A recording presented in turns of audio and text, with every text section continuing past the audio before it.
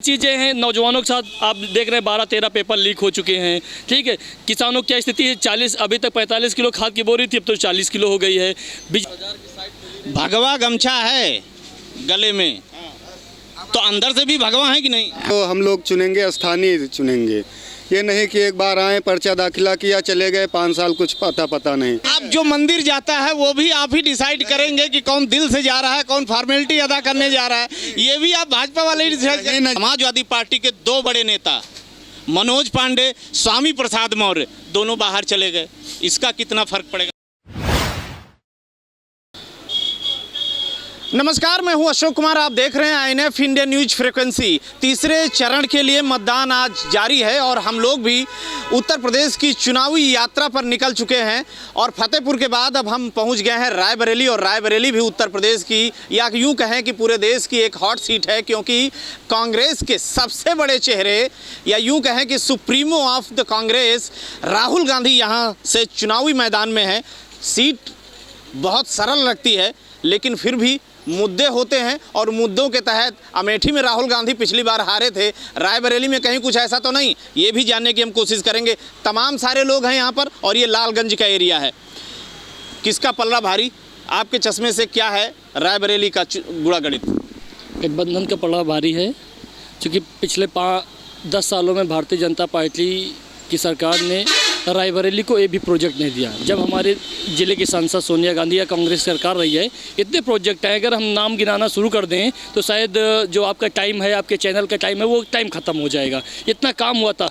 Bharatiya Janata party ने एक काम कराया था लालगंज में, यही जहां हम लोग खड़े से 1 किलोमीटर दूर पे एक बाईपास लालगंज से निकला था। 600 करोड़ रुपये लागत थी, केवल 4 से 5 महीने, जिसका चूँकि खुद मोदी ने उसका उद्घाटन किया था और मात्र 4 महीने चला, बैठ गया है। कई मंत्री, कई सांसद आए कि किसी ने 15 मार्च डेट दी, किसी ने 15 फरवरी दी, किसी ने 15 अप्रैल दी, लेकिन वो चालू नहीं। आप अगर जाएंगे यहाँ से मात्र 300-400 मीटर दूर है, आप देख के आएंगे तो कुछ नहीं हुआ। दूसरी चीज़, एक रोड है इलाहाबाद से कानपुर रोड, आप गांधी चौराहा पड़ेगा यहाँ से 1 किलोमीटर दूर, वहाँ से आगे तिराहा पड़ेगा ब्रजेंद्र नगर, 2 किलोमीटर की दूरी है। आप मोटरसाइकिल चले जाइए तो आपके कपड़ों का कलर, आपके चेहरे कलर बदल जाएगा। क्या यही इन लोगों के दावे हैं? गड्ढा मुक्त रोडें हैं, तो वो गिनाने के लिए उनके पास हाईवे भी तो है, लालगंज से उन्नाव तक हाईवे बना है। आप चले जाइए, अभी भी काम चल रहा। उद्घाटन हो गया है लेकिन काम अभी भी चल रहा। क्या इसी तरह उद्घाटन होता? टोल वसूली चालू हो गई लेकिन काम नहीं हो रहा है। काम चालू है, टोल वसूली चालू हो गई, लेकिन अभी काम रोज की ख़त्म नहीं हो पा रहे हैं। अच्छा, यही वो मुद्दे हैं दूसरे हिसाब से भारी है। दूसरी चीज़ें हैं नौजवानों के साथ आप देख रहे हैं 12-13 पेपर लीक हो चुके हैं। ठीक है, किसानों की क्या स्थिति है? 40 अभी तक 45 किलो खाद की बोरी थी, अब तो 40 किलो हो गई है। बिजली की स्थिति आप जान ही रहे क्या हो गई है। दूसरी चीज़ नहरों की, अभी लोग कहते हैं कि नहरें बहुत आ रही हैं, जब सिंचाई के सीजन होता है नहरें बंद हो जाती हैं। जब अब जैसे सिंचाई काम खत्म हो गया, अब नहरें चालू हैं, तो क्या इसी तरह इसको विकास कहेंगे? क्या आपके हिसाब से विकास नहीं कहेंगे, इसे क्या कहेंगे आप? इस समय अब रायबरेली का चुनाव राहुल गांधी जी लड़ रहे हैं। मेरा सब रायबरेली सांसद के जितने भी लोग हैं, सौभाग्य है कि हमारे देश का प्रधानमंत्री रायबरेली से जाएगा।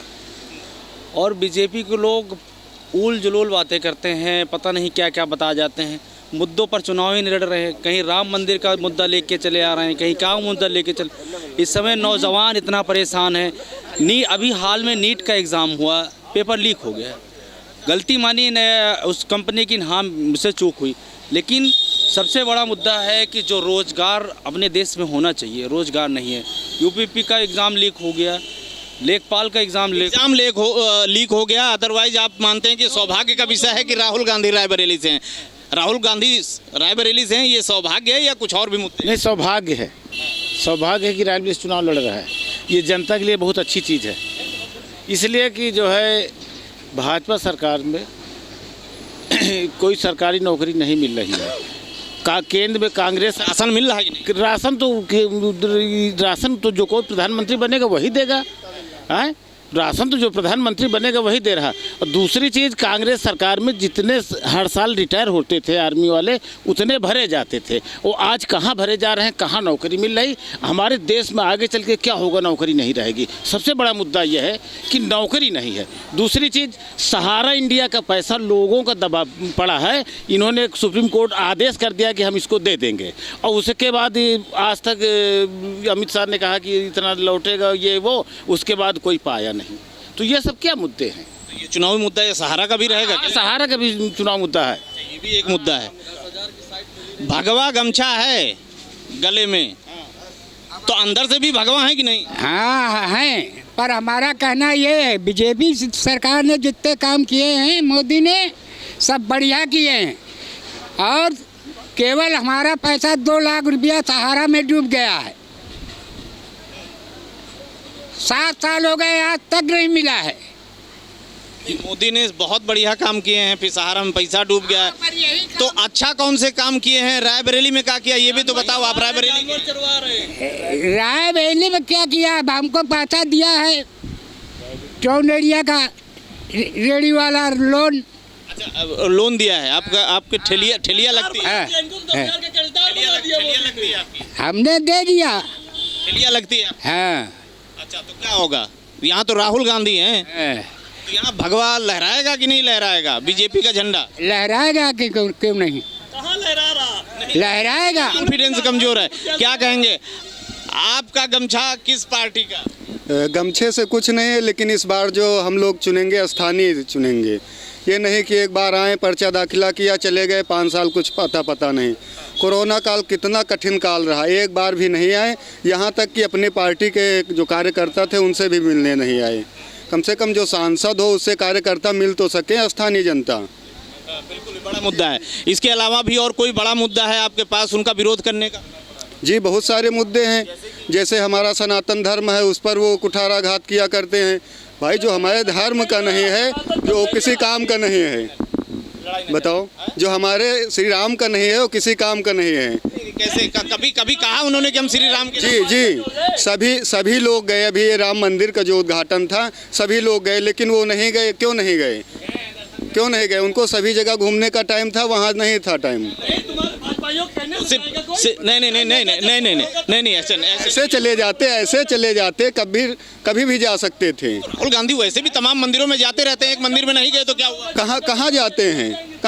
अभी जब उन्होंने यात्रा किया था तो साउथ में वो तमाम मंदिरों में गए। जी गए थे, केवल फॉर्मेलिटी अदा करने गए थे, केवल फॉर्मेलिटी।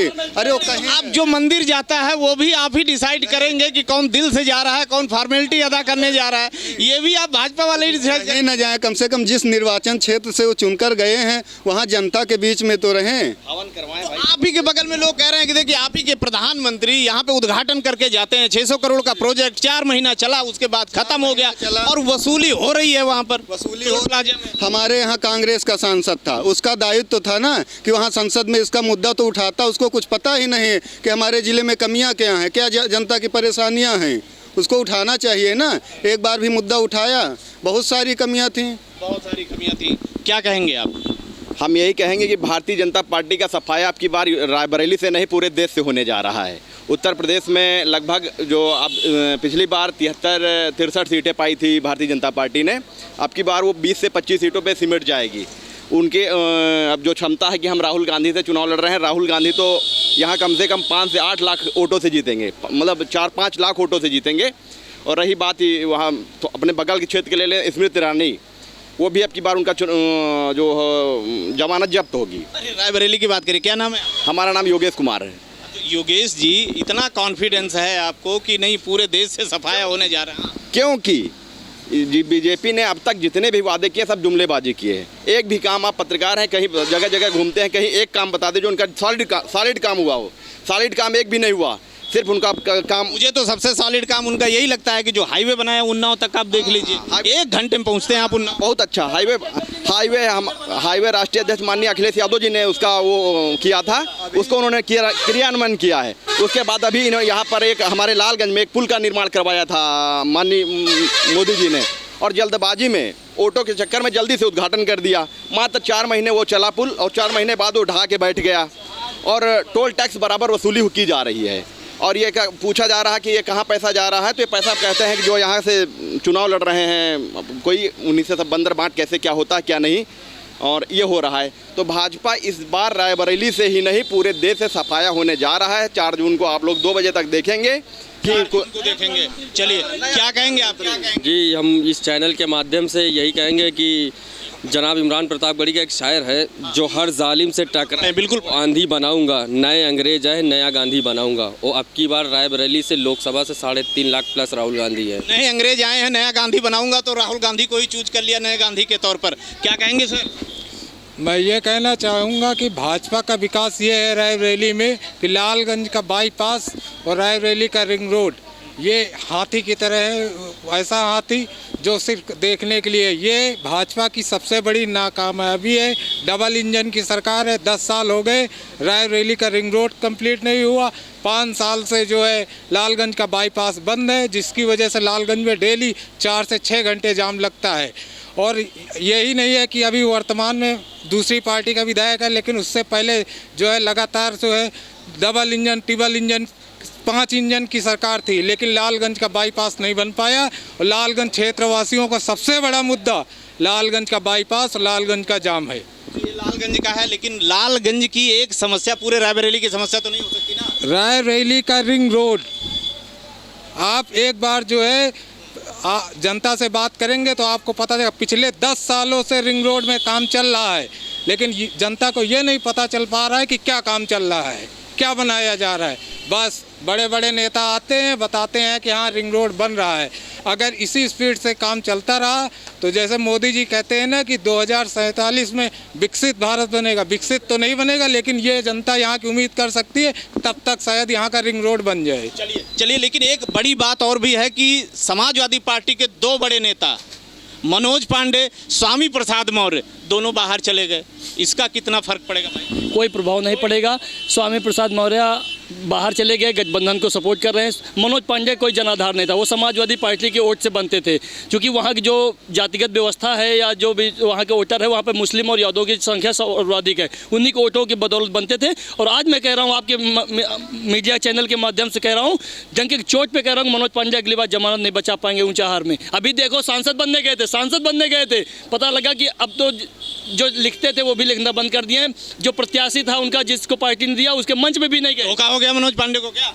अब वो उनके लिए तो घर के न घाट के, न घर के बचे न घाट के बचे। आगे न समाजवादी पार्टी लेगी, न भाजपा उनको टिकट देगी। अब उनका राजनीतिक करियर क्या होगा हमको नहीं पता, लेकिन ऊंचाहार में समाजवादी पार्टी का नया विधायक देने जा रही आगामी अगले 6 महीने में। ये तो बाद की बात है। फिलहाल ये तो अभी लोकसभा का चुनाव है और ये रायबरेली की जनता है और रायबरेली का ये लालगंज एरिया है। यहाँ तमाम सारे लोगों की अपनी अपनी राय है, लेकिन हाँ, चूँकि राहुल गांधी चेहरा हैं तो इसलिए राहुल गांधी जरूर यहाँ पर बड़े वजन के साथ मैदान में है। दूसरी तरफ दिनेश प्रताप सिंह है और वो भी एक बड़े चेहरा हैं इस रायबरेली के। ये तो आने वाला वक्त बताएगा कि किसका पल्ला भारी, किसकी चिट, किसकी पट। फिलहाल यहाँ से इतना ही।